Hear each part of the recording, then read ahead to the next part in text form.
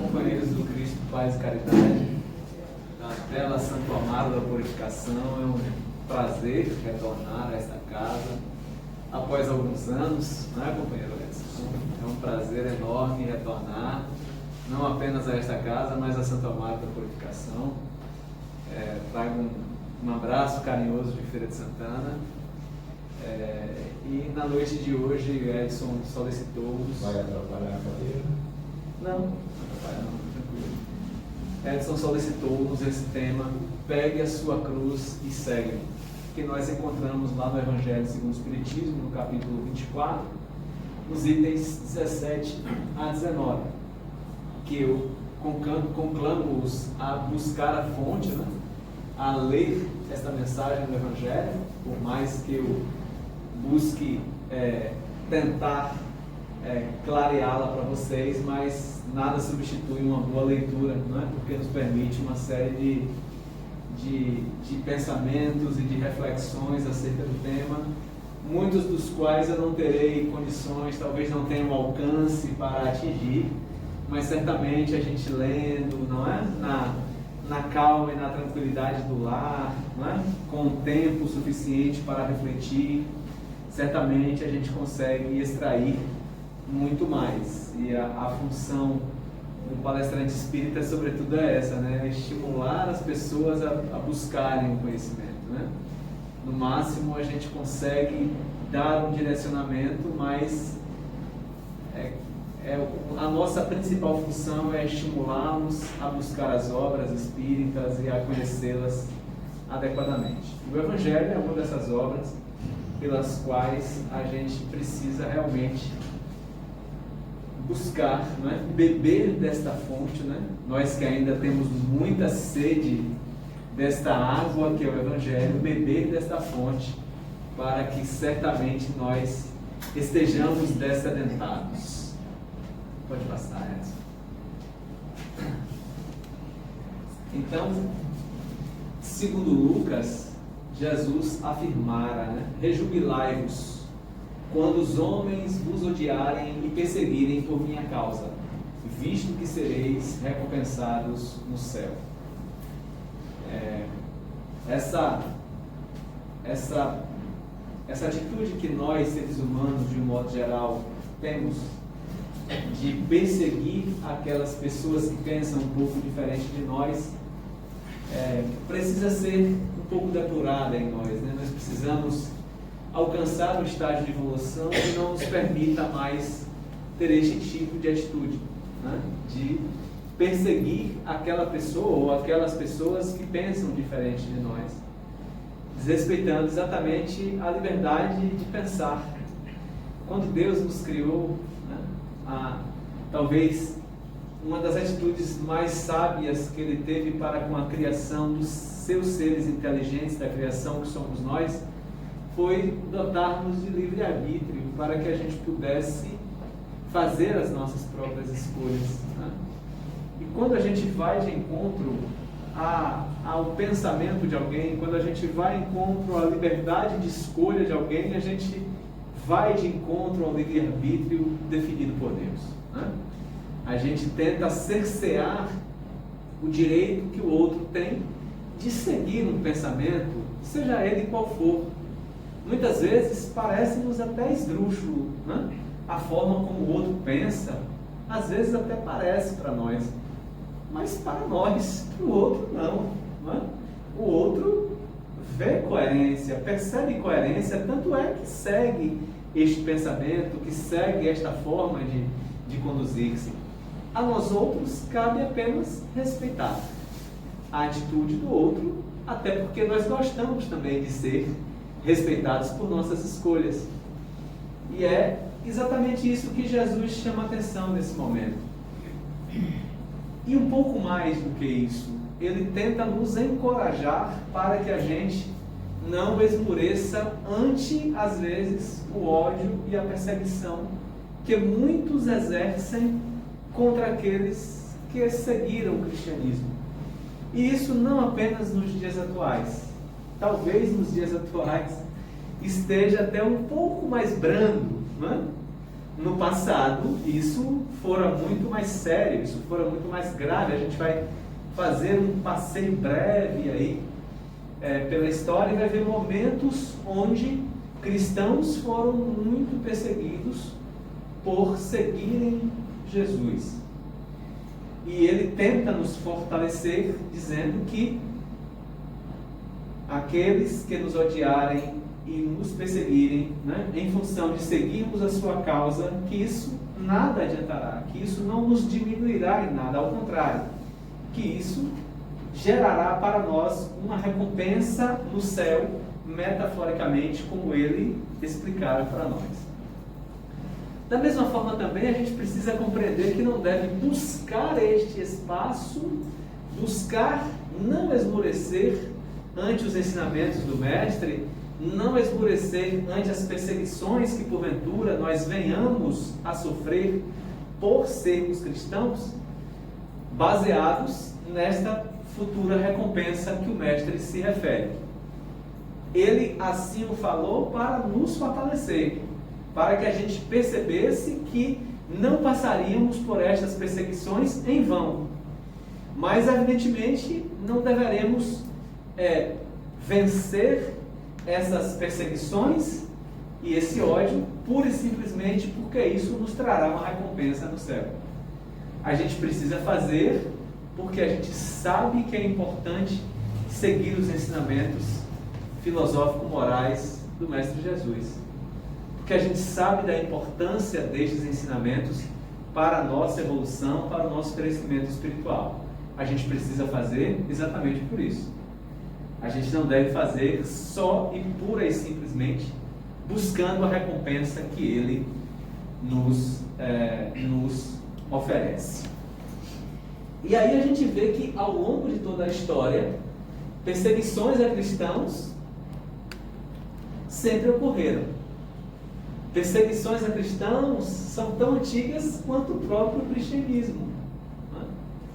Emmanuel, que a meu ver é quem melhor retrata a história do cristianismo para a humanidade, a gente não encontra até mesmo na Bíblia, né, uma descrição tão minuciosa dos fenômenos que aconteceram durante o cristianismo como Emmanuel nos descreve. Lá na obra dele a gente vai verificar o quanto sofreram os cristãos, o quanto sofreram aqueles que renunciaram a tudo para servir a Jesus. Esta mensagem aí mostra muito bem o que aconteceu sobremaneira nas arenas romanas. O Coliseu, que inclusive suas ruínas estão de pé até hoje, e é um dos pontos turísticos mais visitados da Itália, mais visitados em Roma. O Coliseu, foi no Coliseu onde isso certamente mais aconteceu.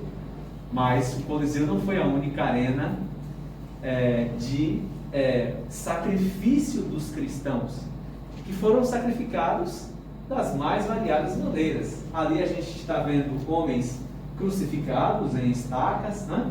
Aqui a gente vê outros cristãos que se reúnem e os animais, as feras, saindo das galerias para devorar esses cristãos. Que sem dúvida, nesse momento, né, esse momento pode até representar um sofrimento para eles, apesar de que Emmanuel retrata que no momento do ataque das feras, estes espíritos já não estavam mais nesses corpos físicos que foram devorados pelos leões. Ou seja, estes espíritos que passaram por esta realidade, eles não sofreram a dor física, não obstante seus corpos físicos tenham sido parcialmente ou até totalmente devorados pelas feras. Exatamente porque eles deram o seu grande testemunho, né? Eles não arredaram de afirmar a importância do conhecimento cristão para a humanidade naquele momento. Mesmo sob a ameaça de parar nas arenas, como eles pararam, ainda assim, eles não abriram mão de defender o cristianismo, de defender a Jesus. Eu não preciso dizer que estes espíritos hoje são almas de escola, exatamente por isso, né?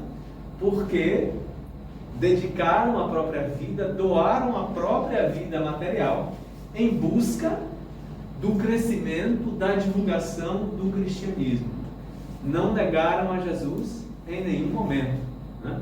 Então, por isso, certamente, nos dias de hoje, são grandes trabalhadores da obra do Mestre, são grandes divulgadores da obra do Mestre Jesus e ocupam, sob o ponto de vista da evolução espiritual, certamente espaços muito privilegiados, porque também fizeram por ele, né?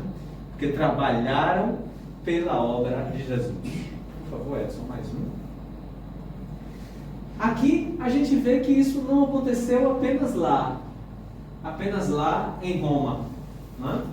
No surgimento do cristianismo, mas isso aconteceu em outras eras da humanidade. Por exemplo, isso aqui aconteceu durante a Segunda Guerra Mundial, a perseguição de Hitler aos cristãos, né? E esta perseguição ela só diminuiu um pouco exatamente quando o Papa Pio XII, que alguns historiadores o descrevem como o Papa de Hitler, resolveu então calar-se ao Holocausto, calar-se ao massacre que o nazismo promovia com relação a outras etnias, tentando de maneira absurda uma purificação da raça humana, purificação entre aspas, né?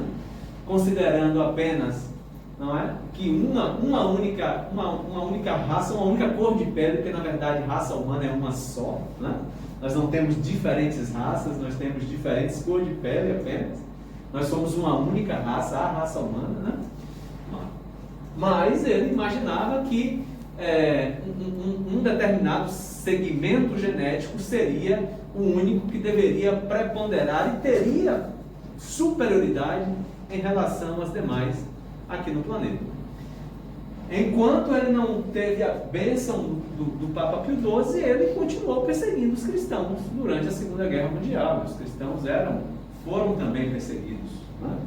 Mas a posteriori, com esta bênção do Papa Pio XII, aí as coisas se acalmaram, né? E o foco deixou de ser diversificado para ir completamente sobre os judeus, né?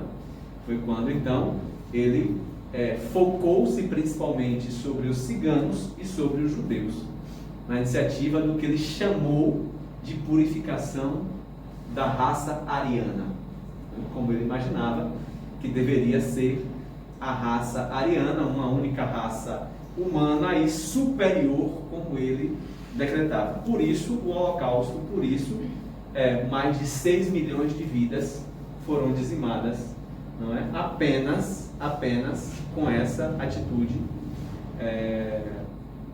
tomada por ele, que foi um grande líder da Alemanha durante o conflito, durante a Segunda Guerra Mundial. Então, aí nesse período a perseguição também aconteceu. Pode passar mais uma vez. Só que é importante chamar a atenção que, não obstante os cristãos foram perseguidos ao longo, não é, da humanidade, em algumas dessas circunstâncias que a gente viu, mas também não é certo que cristãos persigam outros povos, persigam judeus, persigam muçulmanos ou até mesmo africanos, né? Então aqui a gente vê um retrato do Holocausto, né? Aqui é um campo de concentração onde judeus eram mantidos, não é? Aprisionados em trabalho forçado, sem alimentação, né? Num estado de sofrimento muito grande. E a partir do momento que o Papa Pio XII dá bênção a Hitler, ele está de alguma sorte afirmando que a Igreja Católica naquele momento apoiava essa atitude, não de maneira clara, não é? Mas de certa forma, a partir do momento que escondia essa atitude, apoiava a realização dela. Então, da mesma forma que a gente não deve admitir jamais que cristãos sejam perseguidos pela escolha de caminhar com Jesus Cristo, da mesma forma, nós cristãos também não temos o direito de perseguir ninguém, de fazer a mesma coisa, né? De ter uma atitude às avessas. Então nós também precisamos, mesmo reconhecendo, né, como disse Emmanuel, que é Jesus, o governador espiritual do planeta Terra, não apenas neste momento, não apenas nesta era que a gente vive, mas desde a criação do planeta Terra. E aí a ciência mostra-nos que isso denota mais de 4,5 milhões de anos atrás. Já deste momento, Jesus presidiu o processo de criação do nosso planeta. Né? Então, mesmo reconhecendo isso, né, e nós o temos como modelo e guia por todo o cabedal de conhecimentos que ele nos passou e por ser o nosso coordenador, a gente tem ciência clara disso, mas isso não nos dá o direito de sobrepujar aqueles que pensam diferentes de nós, que é o caso dos judeus, que imaginam, que acreditam que na verdade o Messias ainda não veio, o Messias não é Jesus Cristo, Jesus Cristo é um profeta, que o Messias ainda não veio, que eles aguardam a vinda deste Messias. Os muçulmanos, né, que baseiam toda a sua filosofia no pensamento de Maomé, né, registrado no Alcorão, da mesma forma que nós temos o pensamento de Jesus registrado nos Evangelhos, na Bíblia, os muçulmanos o têm no Alcorão. Né? E também os africanos com as religiões de matrizes africanas, que muitas vezes são perseguidos também pelos cristãos. Né? Nós conversávamos agora há pouco da perseguição que o espiritismo também sofre de alguns segmentos cristãos. Né? Estes companheiros que perseguem muitas vezes esquecem que a doutrina espírita é tão cristã quanto o segmento que eles seguem, né? Mas a ideia da purificação, a ideia da unificação de um pensamento de Jesus, como se o ensinamento do mestre fosse propriedade de um segmento específico, não é que tivesse um certificado específico de autenticidade e que tudo que não é, né, que não representa esse pensamento, que não tem esse certificado de absolutamente dado por quem a gente não sabe, não representa o pensamento de Jesus e deve ser combatido. Né? Se o Espiritismo sofreu isso muito, né, no seu início, na década de 40, muitas casas espíritas foram apedrejadas no interior da Bahia. Né? Uma cidade aqui chamada Lustosa, o nosso companheiro é Vilásio Menezes, né, que já não está mais entre nós, já partiu para a vida espiritual. O pai dele fundaram uma casa em Lustosa, que é um distrito do município de Teodoro Sampaio, aqui relativamente próximo de Santo Amaro da Purificação.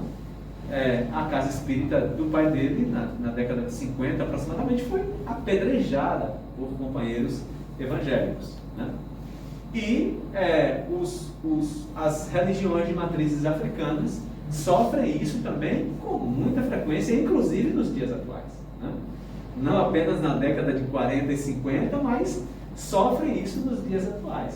Né? Verdadeiras perseguições. Bem, se a gente entende que o cristianismo não deve ser perseguido, Jesus, né, há 2 slides atrás a gente vê, ele já nos alertara de que nós seríamos perseguidos e até odiados por seguirem os seus ensinamentos. Da mesma forma, não é adequado que nós venhamos a perseguir outras pessoas que pensam diferente de nós, né? que sigam um princípio filosófico, seja ele qual for. Ninguém deve ser perseguido por isso. Né?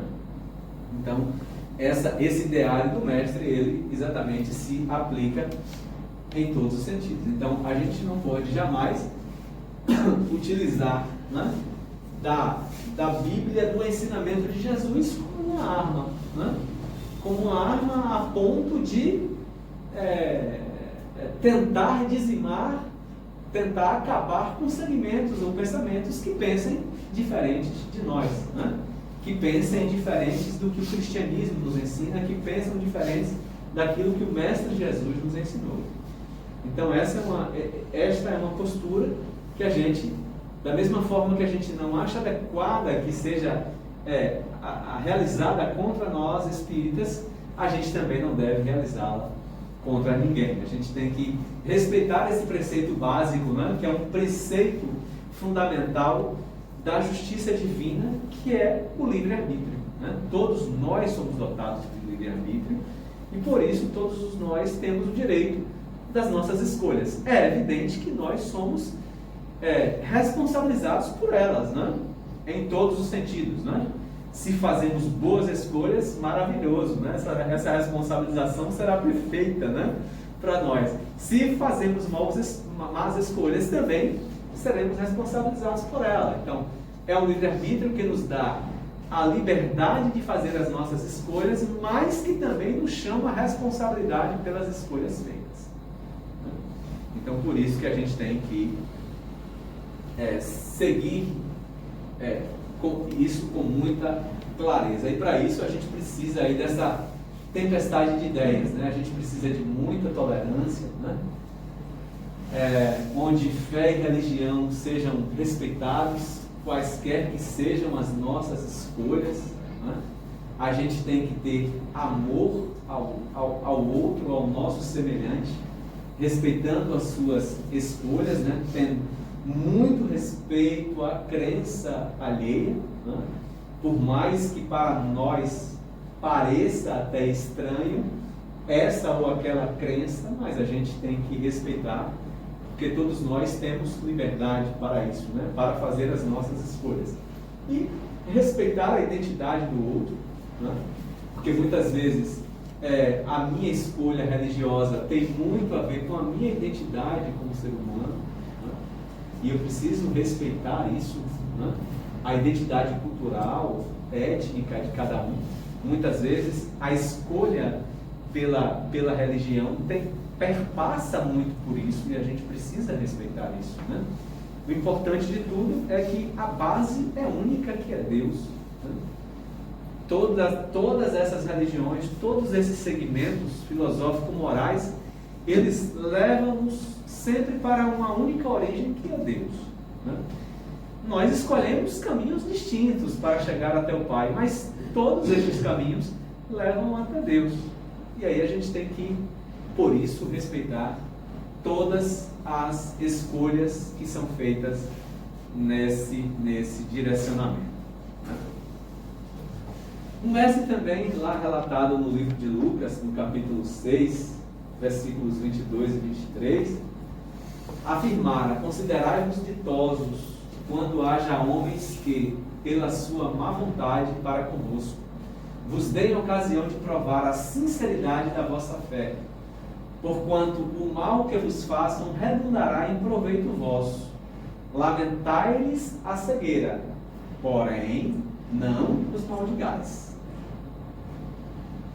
Então, a gente precisa ter ciência de que sempre haverá homens que pensem diferente de nós, né? Que muitas vezes tenham má vontade para conosco em relação às suas escolhas, né? Eu me recordo, por exemplo, que quando eu estava no ensino Fundamental 2, né? A minha época chamado de ginásio, né?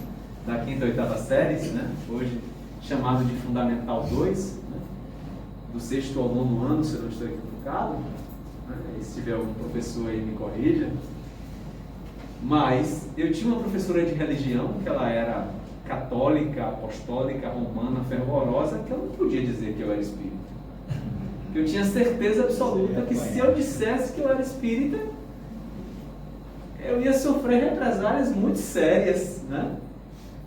Então, eu não podia jamais, eu escondia que eu era espírita, e já era desde a infância, né? Mas eu tinha que esconder para ela que eu era espírita, porque senão as consequências seriam muito sérias para mim. E ela é uma educadora, né? Ela era uma educadora. Então, ao educador, né? E falo isso porque sou professor também, não no ensino básico, mas no ensino superior. Como educador, eu tenho que entender que a diversidade é o natural, né? E que bom que nós somos diversos, que bom que nós não somos todos iguais, que estamos numa mesma caixinha, que pensamos exatamente da mesma forma, né? Que bom que a gente tem a possibilidade de conhecer tantas correntes de pensamentos diferentes, até para que a nossa escolha seja uma escolha mais balizada, né? Depois de conhecer tantas outras possibilidades, eu sei exatamente o que é mais adequado para mim, né? É como quando conversava com o Edson aqui antes da palestra, né? Ele falava de um debate que teve com um protestante que tentava evitar a instalação de uma casa espírita numa cidade do interior aqui da Bahia, né? Onde ele convidara o companheiro a conhecer a doutrina espírita, porque na maioria das vezes as pessoas, né, os demais segmentos cristãos, muitas vezes nem conhecem a doutrina espírita, nunca nem sequer folhearam uma obra espírita, mas no entanto, porque alguém lhes disse que o espiritismo é obra de Satanás, reproduzem esse pensamento, esse ideário, não é? Sem conhecer, sem ter a menor ideia do que seja a doutrina espírita, né? Isso a gente precisa certamente evitar, né? A gente precisa conhecer minimamente para que a gente possa fazer um juízo de valor e aí fazer a escolha, né? E aí essa diversidade nos permite isso. O mundo ser tão diverso é maravilhoso exatamente por isso, porque a gente tem possibilidades de escolha. E nós somos os únicos seres inteligentes da criação que temos a possibilidade de escolher. Olha que maravilha, né?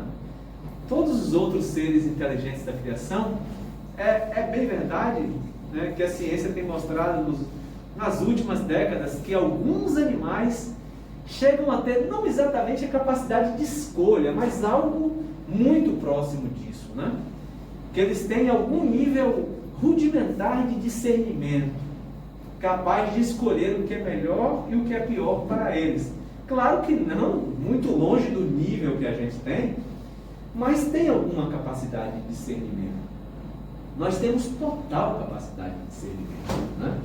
E nós somos os únicos seres da criação divina que têm essa capacidade de discernimento. Então, por isso a gente precisa utilizá-la da melhor maneira possível, né? E aí, reconhecendo que aqueles que têm má vontade para conosco, né, nós deveremos dar a eles ocasião de provar a sinceridade da nossa fé, né?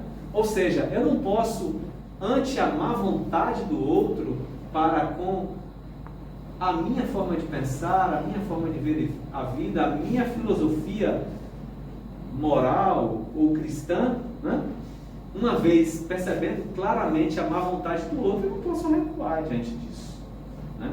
Eu não posso então me retrair por conta disso, absolutamente. Eu tenho que mostrar a ele o quanto a minha fé é sólida, né? E aí é sempre bom a gente revisitar Paulo de Tarso, né, quando a gente fala disso, né?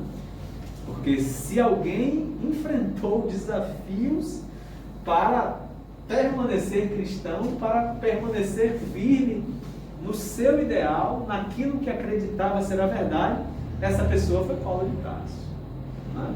Óbvio, eu teria outros exemplos, vários, né? Mas como estamos falando exatamente do cristianismo hoje, ele é um dos maiores exemplos que a gente teve. Um homem que enfrentou muitas dificuldades, não obstante sendo um douto da lei, tendo uma posição super privilegiada, abriu mão de tudo isso para sair pelo mundo divulgando o Evangelho de Jesus e sofreu represálias as mais variadas, né? As mais sérias, as mais graves, e no entanto, em nenhum momento ele arredou, né? Em nenhum momento ele recuou dessa sua tarefa, dessa sua responsabilidade. Ele manteve-se firme, né? Que é exatamente isso que Jesus nos incita nesse momento, né? Porquanto o mal que essas pessoas que têm má vontade para conosco venham eventualmente a fazer, redundará em proveito nosso. Por isso a gente tem que lamentar a cegueira deles, mas jamais os maldizer. Então eu tenho que lamentar que alguém tão cristão quanto eu tente me combater como cristão, né? Como cristão como ele, não é? Não seguindo exatamente o mesmo segmento do cristianismo, mas tão cristão quanto ele, né? Eu tenho que lamentar se ele entende que eu sou um adversário a ser combatido por ele. mas eu não devo jamais o maldizer por causa disso, né? Eu não devo jamais o condenar por conta disso. Cristo nos ensina a compreender nessas circunstâncias, como aliás ele mesmo fala aí, né? Lamentais a cegueira, porém não o maldigais. Ele nos ensina a compreender o momento do outro, né? E esse, de fato, é o nosso papel. E aí eu gosto muito desse pensamento do Padre Zezinho, né? Que todos nós que cremos que Deus é Pai, saibamos nos respeitar e nos abraçar. Então aqui a gente vê o índio, a gente vê ali o judeu, a gente vê o budista, o padre, né? A companheira ali que segue uma religião de matriz africana, a freira, talvez aqui um espírita, não sei, né? E é essa convivência que a gente precisa ter. A gente tem pontos de vista diferentes, mas a gente segue o mesmo preceito. Todos nós compreendemos que Deus é o nosso Pai, que nós partimos de uma raiz única, não é? E se nós partimos de uma raiz única, para essa raiz nós somos absolutamente iguais. Independente da cor da nossa pele, da preferência sexual, né, da preferência de religião ou da ausência de religião, não é? A gente tem que compreender que o nosso papel é respeitar as escolhas de todas as pessoas, sejam elas quais forem. Esse é o nosso papel. E o Padre Zezinho chama a atenção disso aí com muita sabedoria, né? Que nós precisamos nos respeitar e nos abraçar, sabendo que há diferenças de ponto de vista, mas que não há nada que contraindique a convivência dessa diferença de pontos de vista, né? Nós, seres humanos, temos um grande problema, que é a dificuldade de conviver com o diferente, né? A gente só se sente à vontade para conviver com aquilo que é igual a mim, né? Eu tenho dificuldade de conviver com o que é diferente de mim.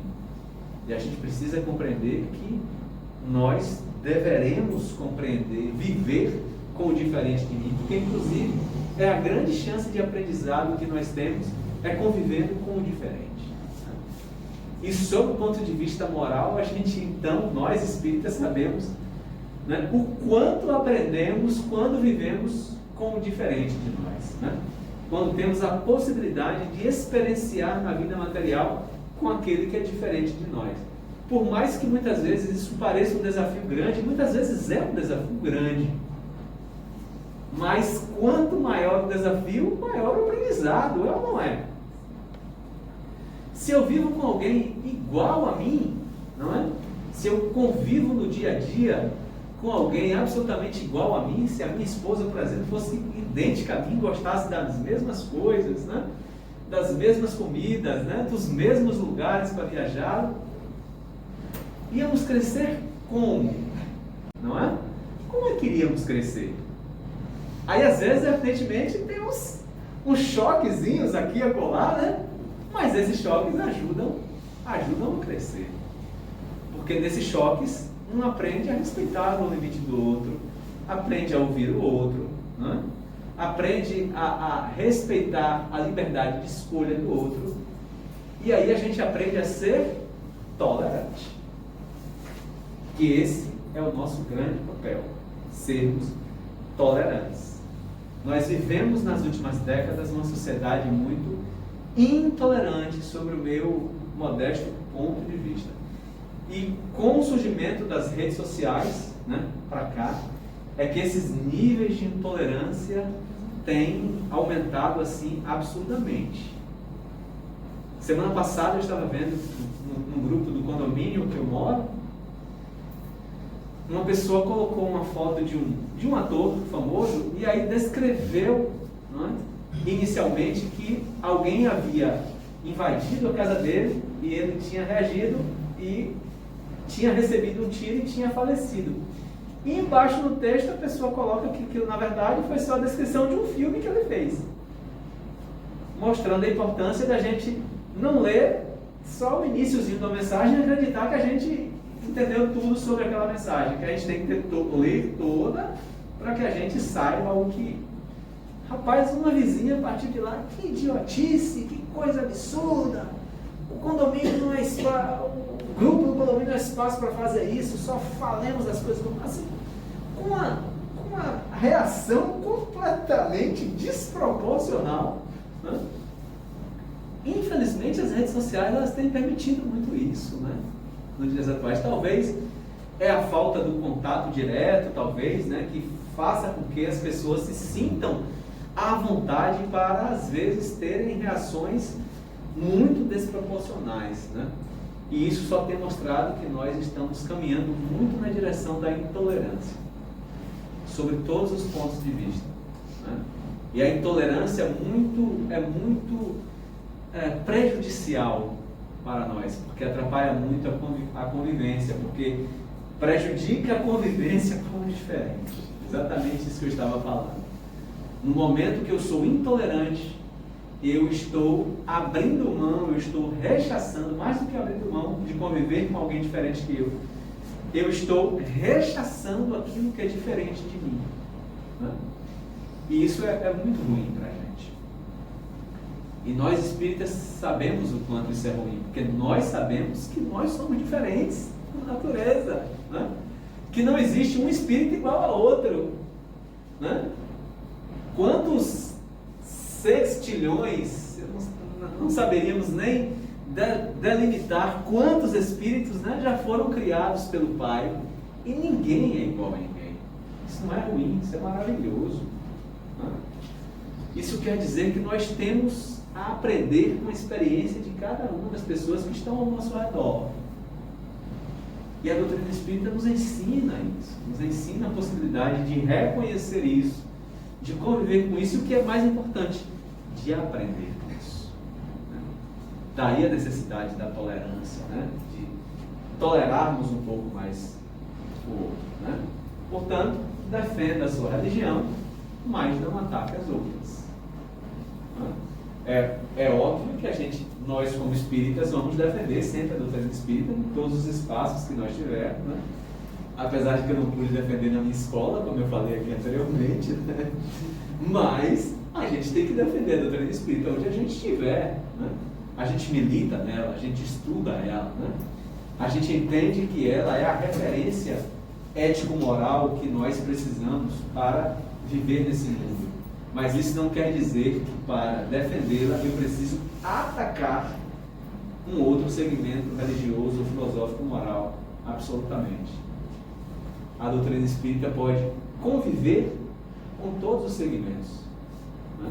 No livro que é o Espiritismo, inclusive, Kardec, inclusive, fala isso, que um católico pode ser espírita, que um protestante pode ser espírita, né?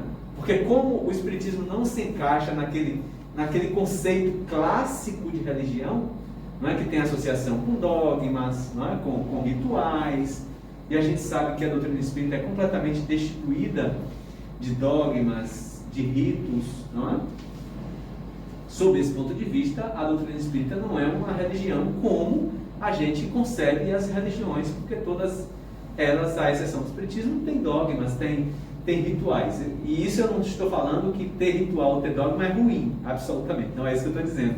Eu só estou dizendo que a doutrina espírita é destituído de dogmas, né, de rituais. Por isso, por ser uma religião, sob esse ponto de vista, diferente das outras, nada impede, como Kardec nos ensinara no livro que é o Espiritismo, que eu possa ser católico e também conhecer a doutrina espírita, e ser espírita, ser evangélico e vice-versa, não é? Ou seja, o cabedal de conhecimentos que a doutrina espírita reúne não exclui nenhuma outra forma de pensamento. Então nós como espíritas precisamos saber que a gente até deve defender o espiritismo, mas para isso a gente não tem necessidade de atacar nenhuma outra religião para isso, ao contrário, a gente tem que respeitar, né, a escolha do outro, respeitar a base de conhecimento filosófica que foi construída ali, que tem uma história, não é, que tem muitas vezes uma ancestralidade e que quem sou eu para achar que posso destruir isso com um punhado de palavras, né? Então isso não tem o menor sentido. Então o mestre disse: tome a sua cruz aquele que me quiser seguir. E aí assim, tome a sua cruz aquele que me quiser seguir, não é pura e simplesmente tome os seus...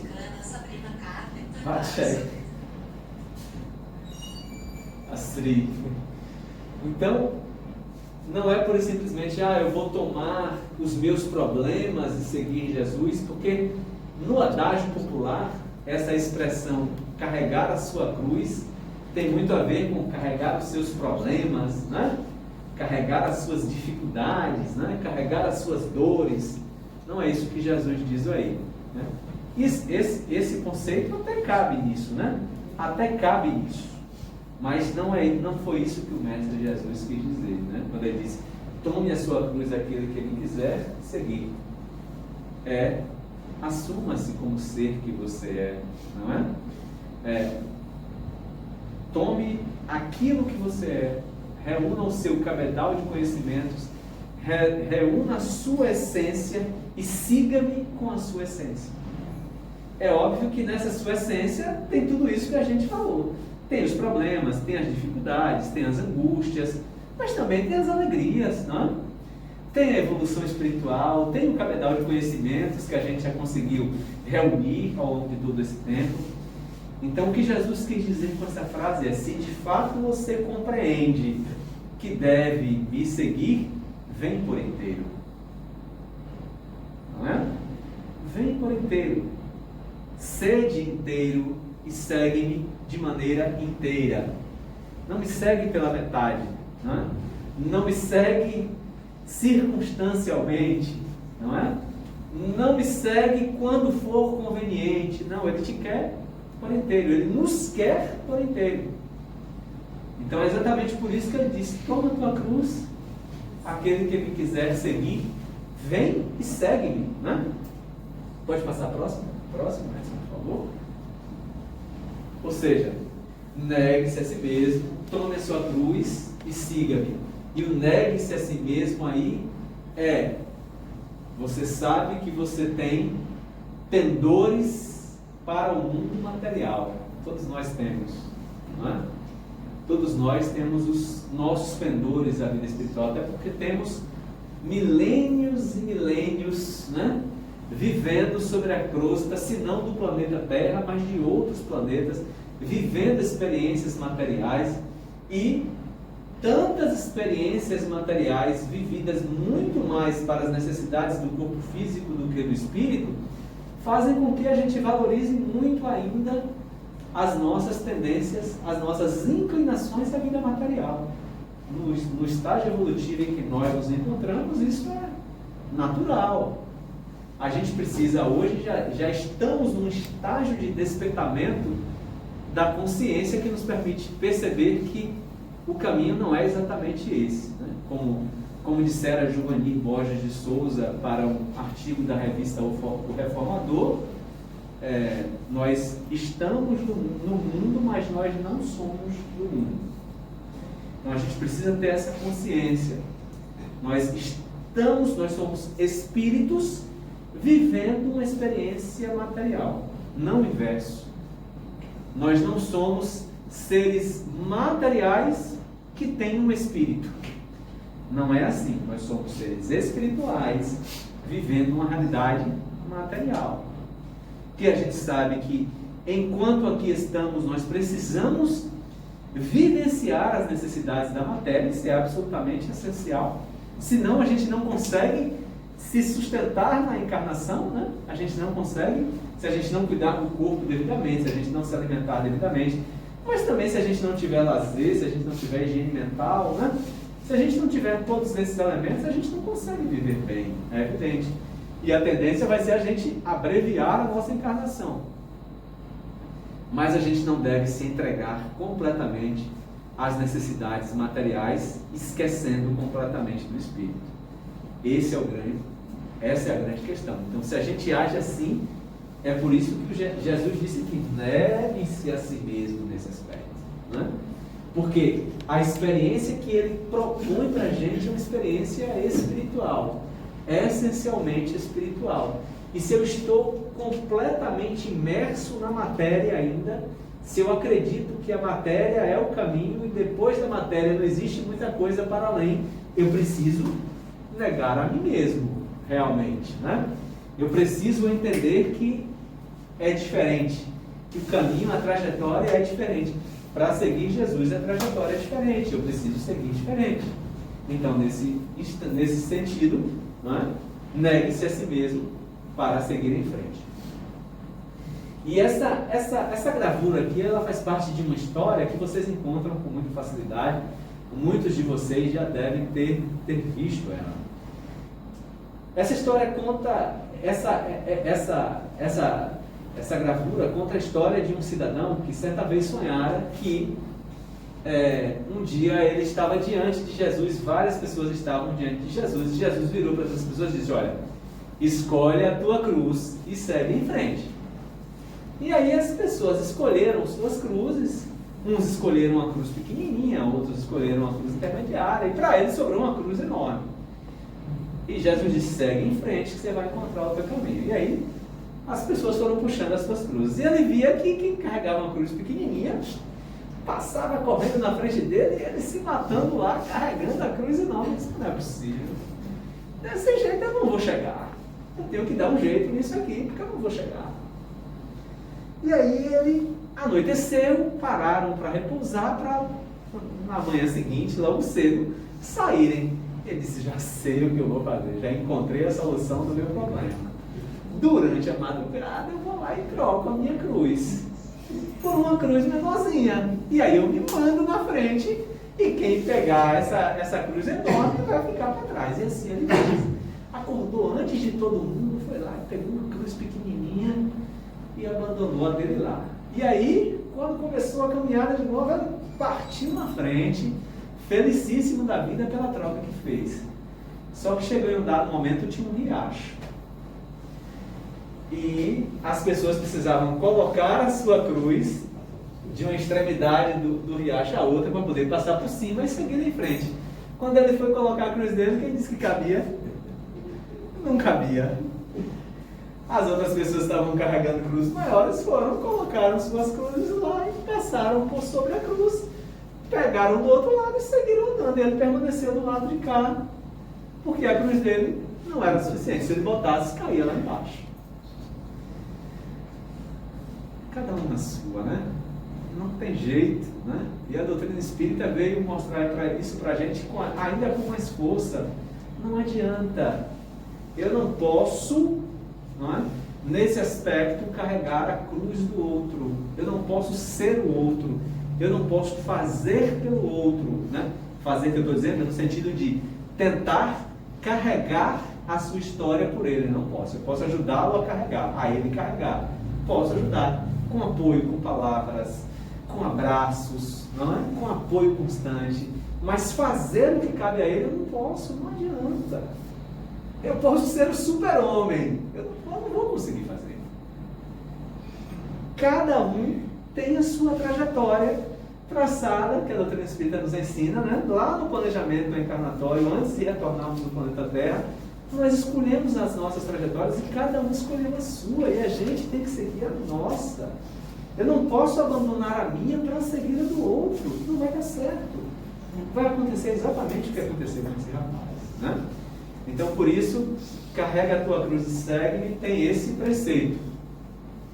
Suporte corajosamente as tribulações que sua fé lhe acarretar, dado que aquele que quiser salvar a vida e seus bens, renunciando a mim, perderá as vantagens do reino dos céus.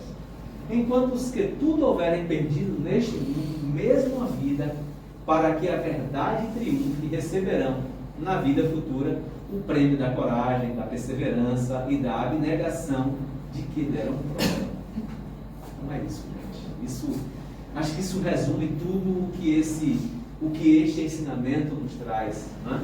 A gente precisa suportar corajosamente as tribulações que a escolha pela fé muitas vezes nos causa.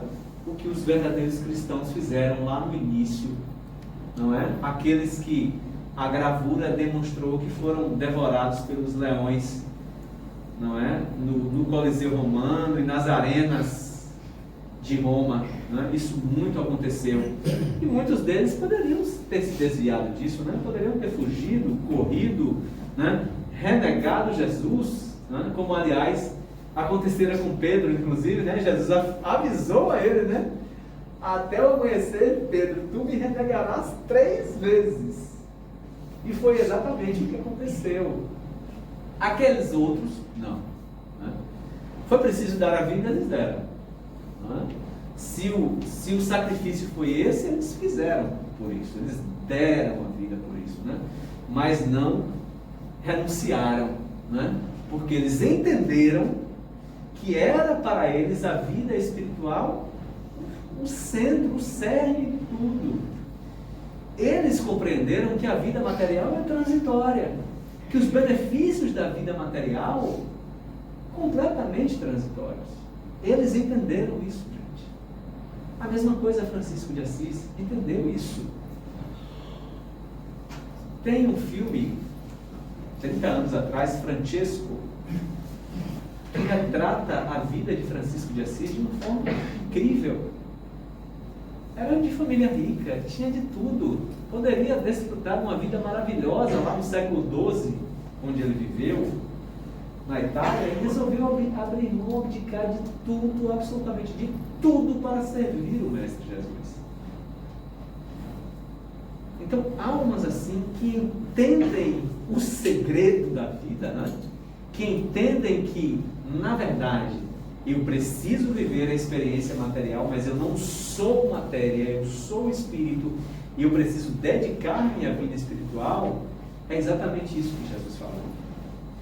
E aqueles que, né, renunciam a Ele, né, para viver a realidade da vida do mundo material, acabam já tendo a recompensa no próprio mundo material.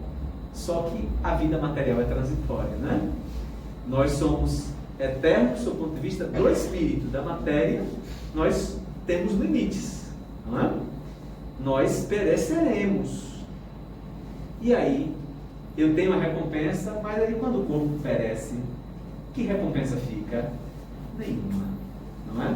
Mas se por outro lado, eu dedico minha vida espiritual, eu compreendo que o grande valor está na vida futura, tudo é diferente. Ainda que as dificuldades sejam grandes na realidade da vida material. E não somente isto, mas também nos gloriamos nas tribulações, sabendo que a tribulação produz a paciência, e a paciência, a experiência, e a experiência, a esperança. Como está lá em Romanos, capítulo 5, versículos 3 e 4. Então, e isso a gente só consegue quando a gente tem maturidade espiritual, quando a gente alcança a maturidade espiritual. Só assim a gente consegue compreender que a tribulação, ela também é benéfica, né? Porque ela produz a paciência, que produz a experiência, que por sua vez produz a esperança, que certamente apontará destinos diferentes para nós, né?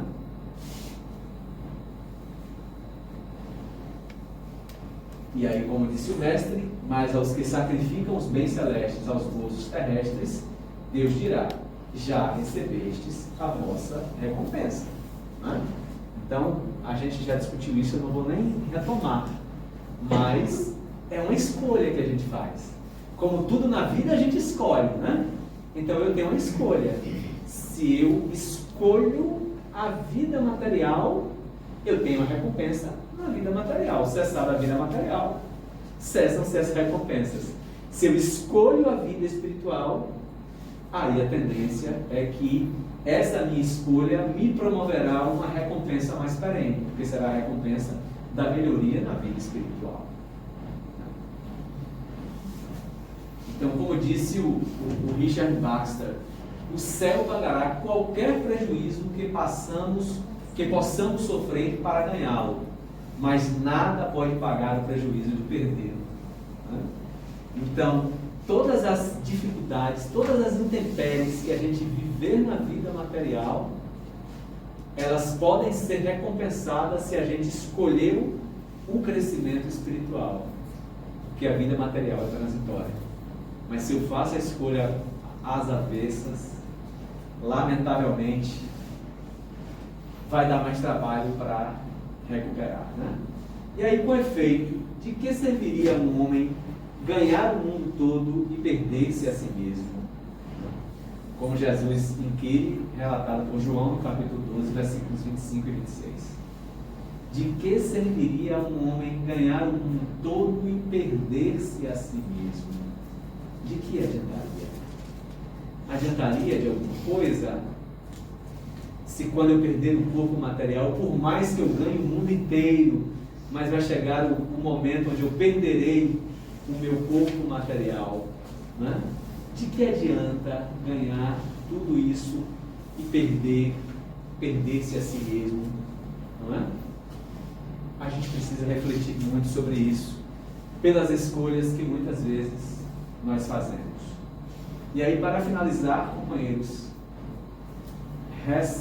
reforçando todo esse pensamento que o Mestre Jesus trouxera para nós, se alguém quiser vir nas minhas pegadas, renuncie a si mesmo, tome a sua cruz e siga-me, porquanto aquele que se quiser salvar a si mesmo, perder-se-á, e aquele que se perder por amor de mim e do Evangelho, se salvará. Então, que fique esse pensamento e que sirva de base para a nossa reflexão, evidentemente, revisitando aí os itens 17 a 19 do capítulo 24 do nosso Evangelho segundo o Espiritismo. Que o Mestre Jesus nos abençoe, nos ilumine e que permita que, ao retornarmos aos nossos lares, nós possamos dividir com aqueles que lá se encontram essa mesma energia de paz e tranquilidade que nesse momento nós escutamos. Foi um prazer retornar. Um grande abraço a todos.